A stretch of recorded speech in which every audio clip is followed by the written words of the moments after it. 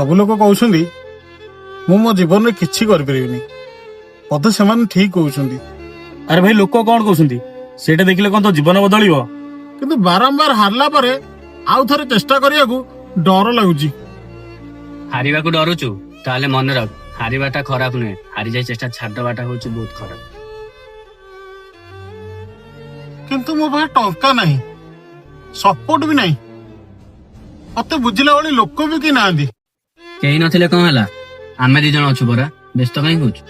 ଆଉ ଗୋଟେ କଥା, ଆଜି ଯୋଉମାନେ ତୋ ଉପରେ ହସୁଛନ୍ତି କାଲି ସେଇମାନେ ତ ସଫଳତାର କାହାଣୀ କହିବେ। ତାହେଲେ ଠିକ ଅଛି ସାଙ୍ଗ, ଆଜିଠୁ ମୁଁ ଆଉ ଥରେ ଚେଷ୍ଟା କରିବି।